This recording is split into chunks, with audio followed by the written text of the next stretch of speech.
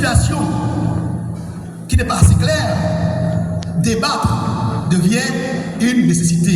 Il faut débattre, pas pour débattre, débattre pour voir clair, pour comprendre, pour déterminer, définir des perspectives de sortie. Donc, le débat d'aujourd'hui, comme je veux le dire, sera un débat historique.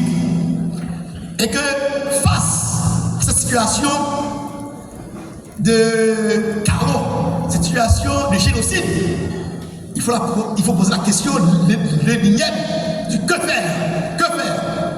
Et si Kémy est là avec nous, il n'est pas venu comment en fait, se promener, il est venu comment nous apporter un message, il est venu comment nous transmettre l'énergie qu'il nous faut pour continuer à mener cette lutte qui doit inévitablement libérer Haïti de l'ingérence étrangère, libérer Haïti des griffes des puissances impérialistes qui sont en train maintenant de déployer comment toute machine de guerre, l'insécurité planifiée, vous voyez, pour essayer comment de disparaître cette nation qui a fait la fierté de tous les peuples noirs. On veut qu'Haïti ne soit pas debout. On veut qu'Haïti soit la risée de tout le monde. On sait ces impérialistes qui n'ont jamais pardonné nos ancêtres de l'avoir battu à Vertières et d'avoir fait du Zakat. Donc, ils ont fait le pari de disparaître Haïti. Est-ce qu'Haïti peut disparaître? Est-ce qu'Haïti peut disparaître? Ok, merci. Donc, je vais terminer pour dire que aujourd'hui, nous sommes dans un carrefour décisif où tous les Haïtiens qui ont le sang de Staline, de Christophe, qui coule dans leurs veines, doivent se réveiller et dire non à ce qui se passe là.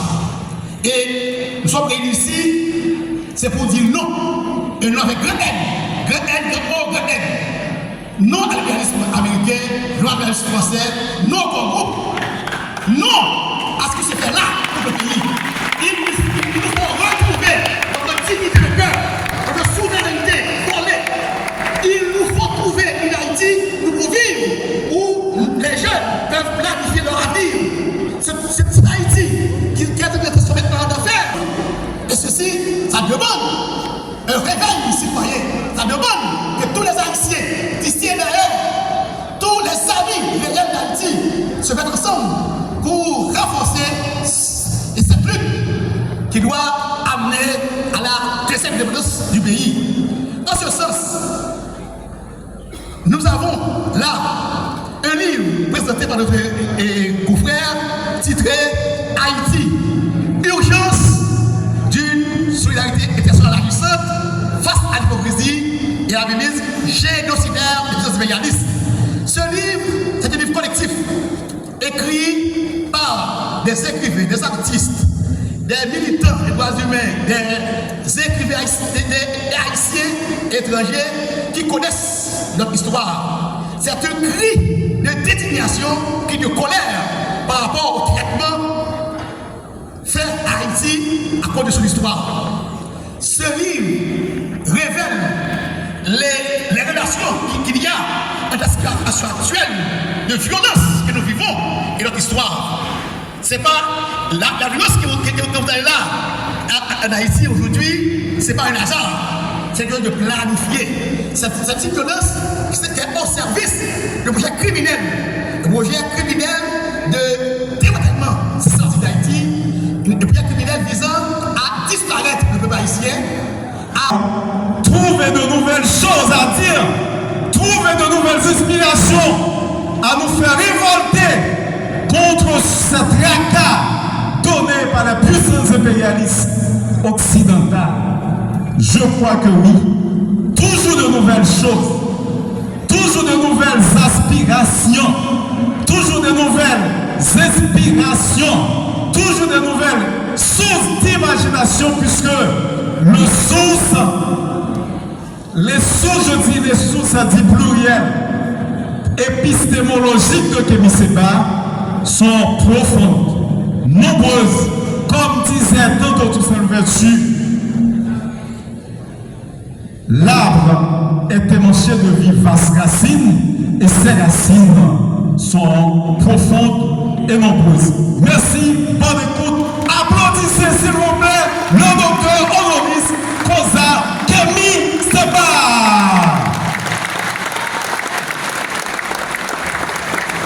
Merci beaucoup, professeur Wilson Dorsey, pour vos propos. À présent, nous appelons Monsieur Dorseyville, il est le représentant de l'OFODMA.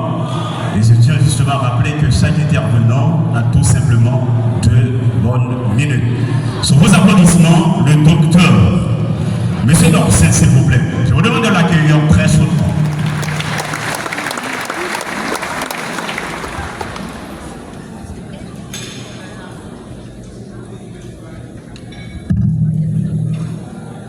Monsieur Kémy Séba, notre frère, recevez nos salutations les plus fraternelles et militantes. Votre combat est le nôtre et votre voix résonne jusqu'ici à Limonade.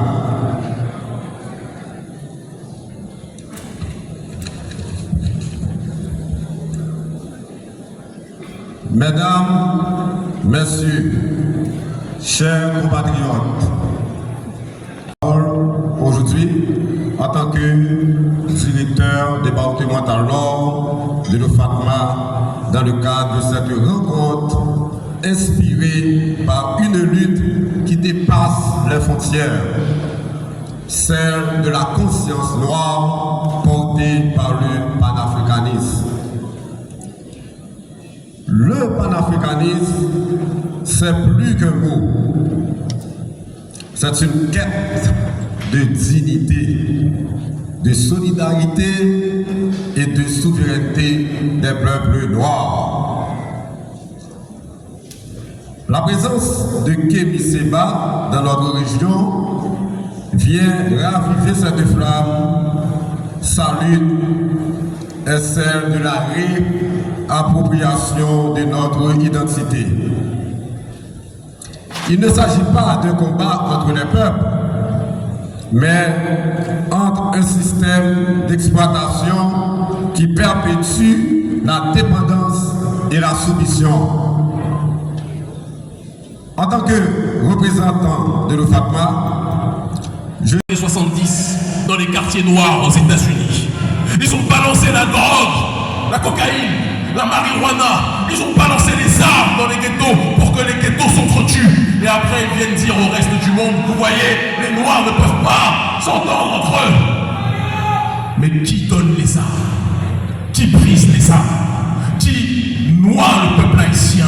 Et qui noie le peuple noir pour qu'il ne puisse pas se relever? Nous les connaissons. Mais nous devons aussi parler de la troisième partie du problème.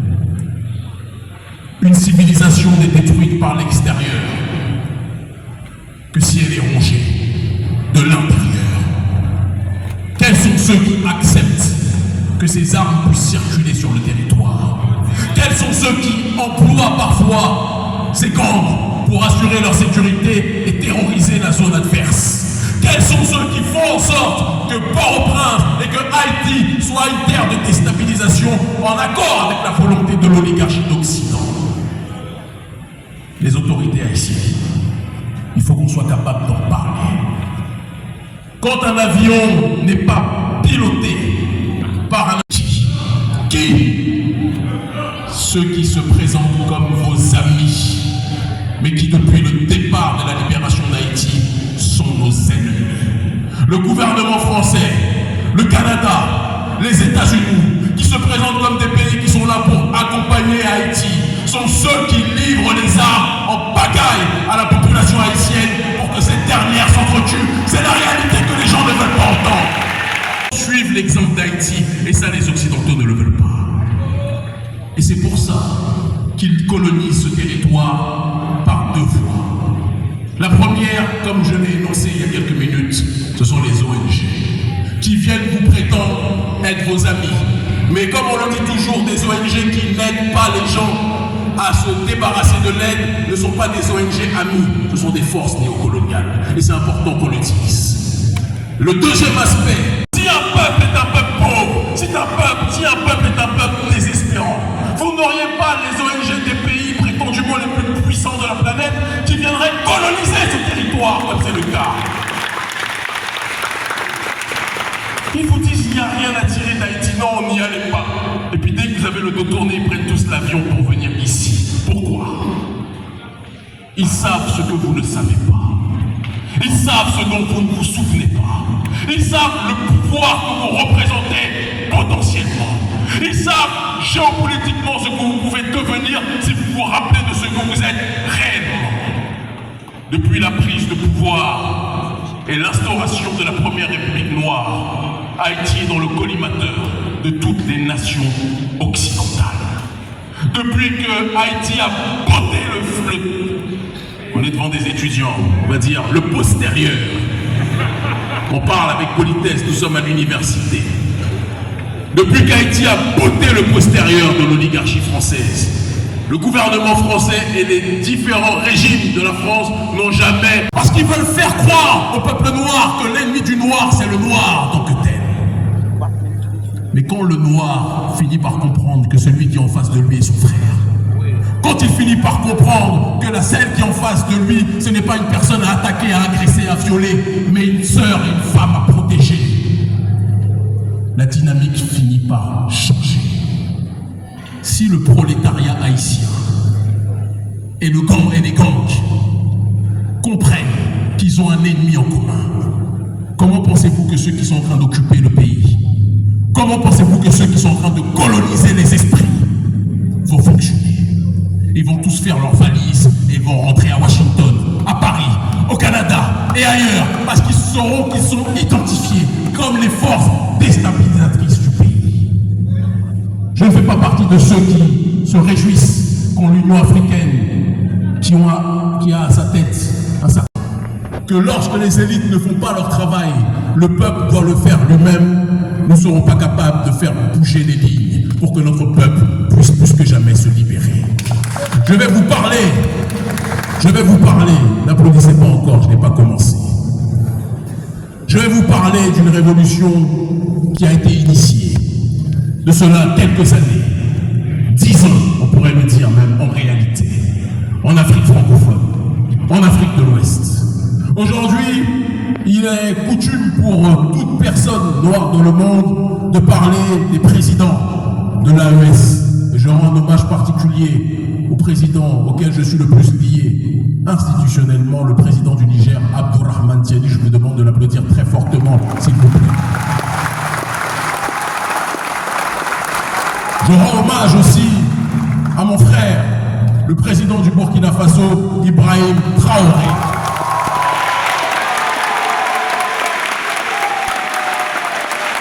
Je rends hommage à mon frère, le président du Mali, Assimi Goïta.